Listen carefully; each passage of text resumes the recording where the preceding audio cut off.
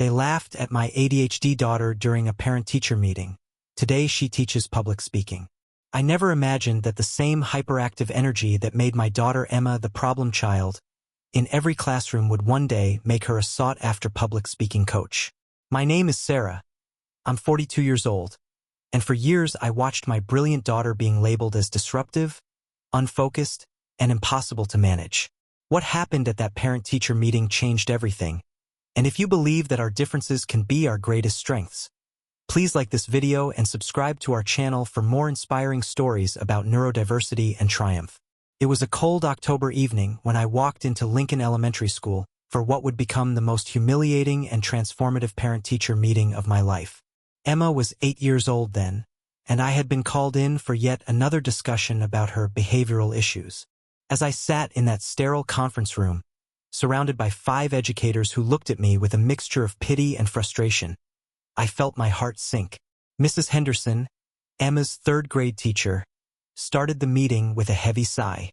"Mrs. Johnson, we need to talk about Emma's constant interruptions," she began, her voice carrying that tone teachers use when they've given up hope.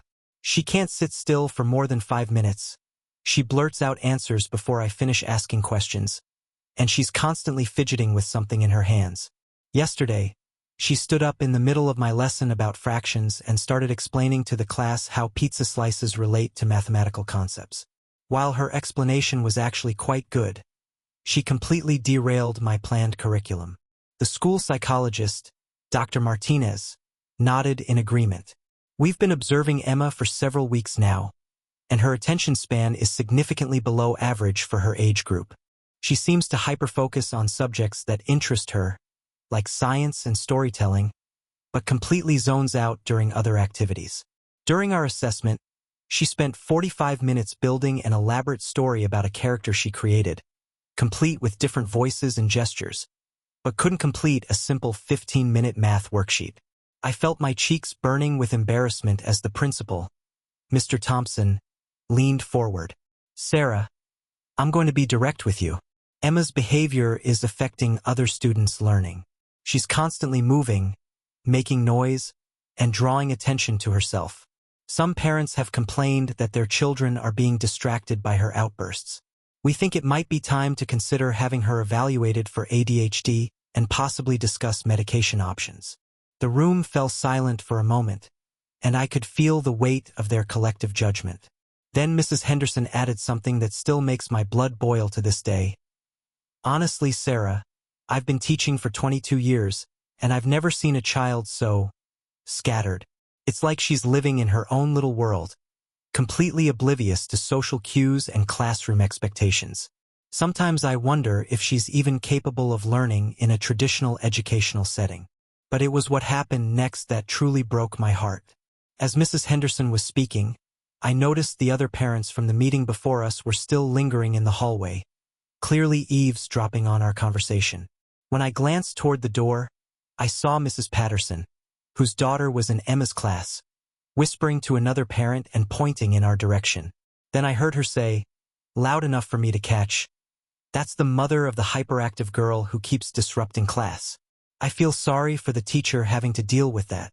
The other parent, Mrs. Chun, shook her head sympathetically. "My daughter comes home exhausted because she can't concentrate with all the noise and interruptions. I don't understand why they don't just put her in special education where she belongs.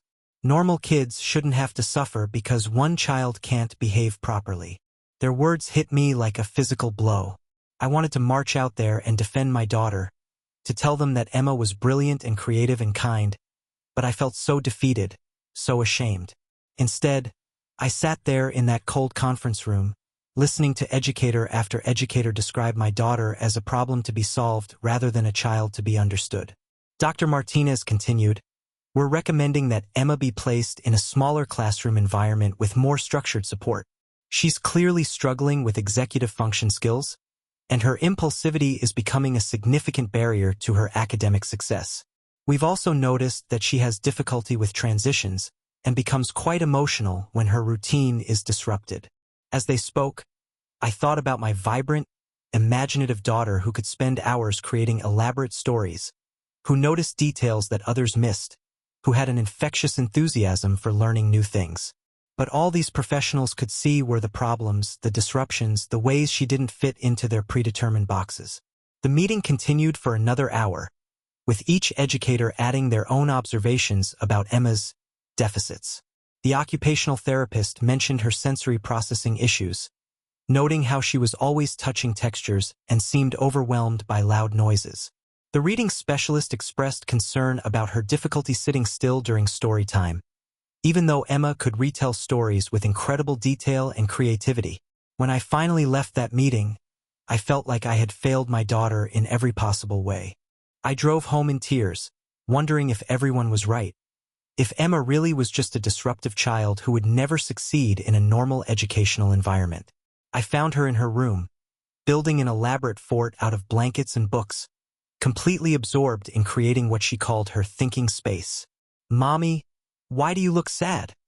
she asked, her big green eyes full of concern. Did I do something wrong at school again? The fact that my 8-year-old daughter had to ask if she had done something wrong broke my heart all over again. I knelt down beside her fort and pulled her into my arms. "No, sweetheart, you didn't do anything wrong. You're perfect just the way you are." But even as I said those words, I wondered if I was lying to both of us. The pressure from the school was mounting, and I was beginning to doubt my own instincts about my daughter's abilities. Everyone around us seemed to agree that Emma was a problem that needed to be fixed, medicated, or removed from the mainstream classroom. Over the next few weeks, I threw myself into research about ADHD, trying to understand what my daughter was going through. I learned that ADHD isn't just about hyperactivity and inattention. It's a neurological difference that affects executive function, emotional regulation, and sensory processing. I discovered that many children with ADHD are incredibly creative, empathetic, and capable of hyperfocus when engaged with subjects that interest them. But the more I learned, the more frustrated I became with the school's approach. They wanted to medicate Emma's energy away, to force her into a mold that clearly didn't fit her unique learning style. During this time, Emma's behavior at home remained the same. She was curious, talkative, and bursting with ideas. She would create elaborate puppet shows for our family, complete with different voices and storylines that kept us entertained for hours. One evening, as I was tucking her into bed, Emma said something that would haunt me for years. "Mommy, Mrs. Henderson says I talk too much and move too much. Maybe I should just be quiet like the other kids." The defeat in her voice was devastating. My confident, exuberant daughter was beginning to believe that her natural personality was something to be ashamed of. I made a decision that night. Instead of trying to change Emma to fit the school's expectations, I would find ways to help her thrive as she was. I started researching alternative educational approaches, therapies that focused on strengths rather than deficits, and ways to help Emma develop coping strategies without crushing her spirit. The turning point came when I discovered that our city had a children's theater program that welcomed kids with different learning styles. I thought it might be a good outlet for Emma's energy and creativity. When I mentioned it to her, her eyes lit up with excitement. "Really, Mommy? I could be in real plays and everything?" I enrolled her in the program, and from the very first day, it was like watching a flower bloom. The theater director, Ms. Rodriguez, immediately recognized Emma's natural talent for performance and storytelling. Unlike her teachers at school, Ms. Rodriguez saw Emma's energy and spontaneity as assets rather than problems. "Emma has an incredible ability to think on her feet," Ms. Rodriguez told me after the first week. "She improvises dialogue beautifully, and her physical expressiveness brings characters to life in ways that other children her age simply can't achieve. She's a natural performer." As Emma flourished in theater, I began to see glimpses of the confident, capable child I knew she could be. She was still hyperactive and impulsive, but in the context of creative expression, these traits became strengths. She could memorize entire scripts quickly, embody different characters with remarkable ease, and captivate audiences with her natural charisma. But the battle at school continued. Despite Emma's growing confidence and success in theater, her teachers remained focused on her deficits. The pressure to medicate her intensified, and I felt like I was fighting a losing battle against an entire system that refused to see my daughter's potential. Then came the incident that would change everything. It was during a school assembly about fire safety when Emma's ADHD traits would inadvertently save the day. The fire department had come to give a presentation to the elementary school students, and Emma, as usual, was fidgeting in her seat, her attention wandering despite the importance of the topic. Suddenly, Emma's hypersensitive hearing picked up something that no one else had noticed, a faint beeping sound coming from somewhere in the building. While the fire chief was explaining exit procedures, Emma raised her hand repeatedly, trying to get attention.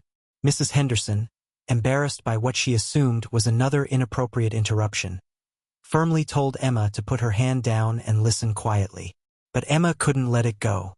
Her ADHD brain, which often struggled with impulse control, wouldn't allow her to ignore what she was hearing. She stood up in the middle of the assembly and called out, "There's a beeping sound. I think it's a fire alarm or something." The fire chief stopped his presentation. Mrs. Henderson looked mortified, and 400 students turned to stare at Emma. I watched from the back of the auditorium, my heart sinking as I saw my daughter once again being the center of unwanted attention. "Sweetheart," Mrs. Henderson said in that patronizing tone she often used with Emma, "we're trying to listen to the fire chief. Please sit down and pay attention." But the fire chief held up his hand. "Wait," he said, his expression suddenly serious. "What kind of beeping sound?" Emma, encouraged by his attention, described the sound in detail, its rhythm, its pitch, its location. The fire chief immediately radioed his team, and within minutes, they had traced the sound to a smoke detector in the basement that was malfunctioning due to a small electrical fire that had just started. The building was evacuated, and what could have been a major disaster was prevented because of Emma's hypervigilant sensory processing, one of the traits that her teachers had been trying to suppress. The fire chief later told the assembled crowd that Emma's quick thinking and excellent listening skills had potentially saved lives.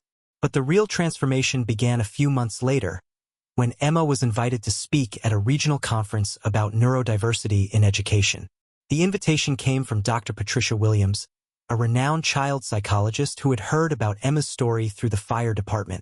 Dr. Williams specialized in helping neurodiverse children develop their strengths, and she was particularly interested in Emma's natural speaking abilities. "Emma," Dr. Williams said when we met with her, "I've been working with children with ADHD for over 20 years, and I've noticed something remarkable. Many of these children have exceptional communication skills when they're talking about subjects they're passionate about. They're natural storytellers, engaging speakers, and they have an authenticity that captivates audiences." She paused, looking directly at Emma. "I think you have a gift for public speaking, and I'd like to help you develop it." Emma's eyes widened with excitement. "Really? But Mrs. Henderson says I talk too much and interrupt people." Dr. Williams smiled. "In a classroom setting, timing and turn-taking are important skills to learn. But in public speaking, your natural enthusiasm, your ability to think quickly, and your emotional expressiveness are exactly what make great speakers. The same traits that make you fidgety in a quiet classroom make you dynamic and engaging on stage." Over the next year, Dr. Williams worked with Emma on channeling her ADHD traits into effective public speaking skills. She taught her how to use her hyperactivity as dynamic energy, how to turn her impulsivity into spontaneous humor, and how to transform her difficulty with sustained attention into the ability to read and respond to audience reactions. Emma practiced speaking about topics she was passionate about: animals, environmental protection, and her experiences with ADHD. Her natural storytelling ability, combined with her intense focus on subjects that interested her, made her a compelling speaker.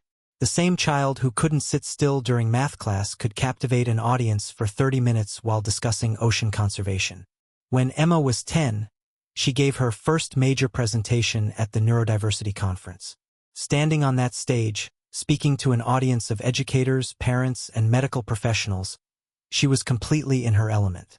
Her energy was infectious, her message was clear, and her authenticity was undeniable. "My name is Emma Johnson," she began, her voice clear and confident. "I have ADHD, which means my brain works differently than other kids' brains. For a long time, everyone told me that was a problem. But I've learned that my ADHD brain helps me notice things other people miss, come up with creative solutions, and connect with people in special ways. She went on to explain how her hypervigilance had helped her detect the fire at school, how her creativity had led to success in theater, and how her natural speaking ability was helping her share her story with others. The audience was mesmerized, not just by her message, but by her natural charisma and genuine passion. After her presentation, something remarkable happened. Mrs. Henderson, who had driven 2 hours to attend the conference, approached us with tears in her eyes. "Emma," she said, "I owe you an apology. I spent so much time trying to fix what I thought was wrong with you that I never took the time to see what was right with you. You're an extraordinary child, and I'm sorry it took me so long to recognize that." The impact of Emma's presentation rippled through our school district. Teachers began receiving training on neurodiversity, and new programs were implemented to help ADHD students develop their strengths alongside traditional academic skills. Emma became a student advocate, working with the school to create a peer support program for other neurodiverse students. But the real transformation was in Emma herself. The confident, articulate young woman who had spoken at the conference was the same child who had been labeled as disruptive and unfocused.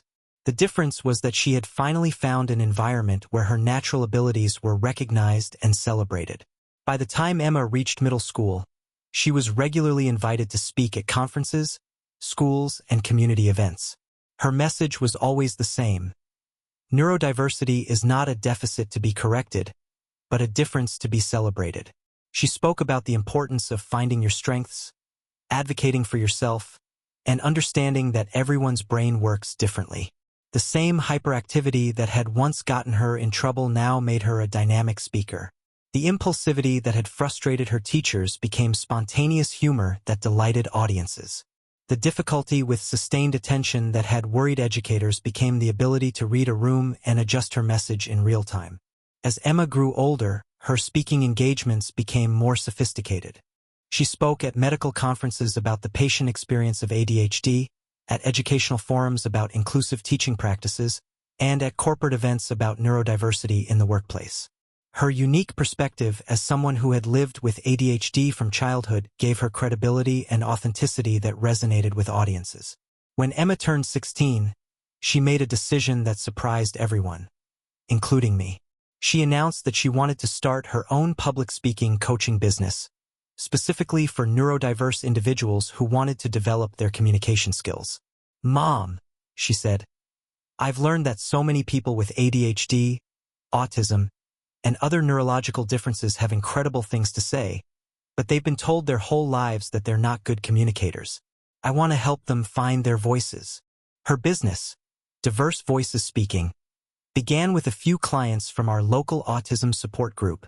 Emma worked with teenagers and young adults who had been told they were too awkward, too intense, or too different to be effective speakers. Using techniques she had learned from Dr. Williams, combined with her own lived experience, she helped her clients transform their perceived weaknesses into speaking strengths. One of her first clients was Marcus, a 17-year-old with autism who had been valedictorian of his class but was terrified of giving his graduation speech. Marcus had exceptional analytical skills and vast knowledge on numerous subjects, but he spoke in a monotone voice and avoided eye contact. Traditional speech coaches had tried to change his natural speaking style, but Emma took a different approach. "Marcus," she told him, "you don't need to be a typical speaker. You need to be an authentic speaker. Your analytical mind and attention to detail are your superpowers. Let's figure out how to share your brilliance in a way that feels natural to you." She worked with Marcus on using his special interests to connect with audiences, on viewing his detailed knowledge as a gift rather than a burden, and on understanding that authenticity was more important than conformity. His graduation speech became a viral sensation, not because he had transformed into a neurotypical speaker, but because he had learned to embrace his unique perspective and share it confidently. Another client, Sophia, was a young woman with ADHD who had been told she was too emotional and too scattered to be taken seriously as a speaker. Sophia was passionate about environmental issues but had been discouraged from public speaking because of her tendency to jump between topics and become visibly emotional when discussing subjects she cared about. Emma helped Sophia understand that her emotional intensity was actually her greatest asset as a speaker. "Sophia," she explained, "people don't just want information, they want to feel something. Your passion is contagious, and your ability to see connections between different topics helps audiences understand complex issues in new ways." Under Emma's guidance, Sophia learned to channel her emotional energy into powerful presentations about climate change. Her seemingly scattered thinking style became the ability to weave together multiple perspectives and create compelling narratives about environmental issues. She went on to become a sought-after speaker at environmental conferences and youth climate summits. As Emma's reputation grew, she began receiving invitations to speak at major conferences about neurodiversity and communication. She shared the stage with renowned researchers, successful business leaders, and other advocates for neurological differences. At 18, she was featured in a national magazine article about young entrepreneurs changing the conversation around disability and difference. The article sparked interest from a major publishing house, and Emma was offered a book deal to write about her experiences and methods.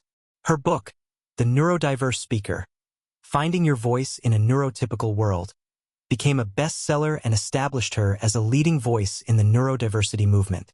But perhaps the most meaningful moment came when Emma was invited back to Lincoln Elementary School to speak to a new generation of students, teachers, and parents. As she stood in the same auditorium where she had once been seen as a problem, she addressed an audience that included many of the same educators who had once doubted her potential. "When I was 8 years old," she began, "I was told that I talked too much, moved too much, and thought too much. I was told that my differences were problems to be fixed. But I've learned that our differences aren't obstacles to overcome. They're gifts to be unwrapped. My ADHD hasn't held me back. It's propelled me forward." She went on to share her journey from the problem child to a successful entrepreneur and speaker. She talked about the importance of strength-based approaches to education, the need for inclusive teaching practices, and the value of seeing neurodiversity as a natural part of human variation. After her presentation, a young girl in the audience raised her hand. "Ms. Emma," she said, "I have ADHD too, and my teacher says I'm too fidgety. What should I do?" Emma smiled, remembering her own 8-year-old self. "First," she said, "remember that your fidgeting means your brain is working hard to pay attention. Second, talk to your parents about finding activities where your energy is an asset, not a problem. And third, never let anyone convince you that being different is being less than." Today, Emma runs a successful coaching business that has helped hundreds of neurodiverse individuals develop their communication skills. She speaks regularly at conferences, consults with schools and businesses about inclusive practices, and continues to advocate for understanding and acceptance of neurological differences. The same traits that once made her a problem student now make her an exceptional coach and speaker. Her hyperactivity gives her dynamic energy on stage. Her impulsivity allows her to respond authentically to audience questions. Her difficulty with sustained attention helps her read audience reactions and adjust her message accordingly. Her emotional intensity creates genuine connections with the people she serves. Looking back on that painful parent-teacher meeting 18 years ago, I realized that everyone in that room was wrong, not because they were bad people, but because they were operating from a deficit-based model that couldn't see Emma's potential. They saw a child who didn't fit their expectations and concluded she was broken. They never considered that maybe their expectations were too narrow. Emma's story isn't just about one child overcoming adversity. It's about the importance of recognizing and nurturing the unique gifts that every neurodiverse individual possesses. It's about understanding that different doesn't mean less than, and that the traits we label as problems might actually be superpowers waiting to be discovered. As I watch Emma on stage now, commanding attention with her natural charisma and authentic passion, I think about all the children who are currently being told they're too much, too different, too difficult. I think about their parents sitting in conference rooms, feeling defeated and ashamed, wondering if their children will ever succeed in a world that doesn't seem to understand them. To those parents, I want to say, your child is not broken. Your child doesn't need to be fixed. Your child needs to be understood, supported, and given opportunities to develop their unique strengths.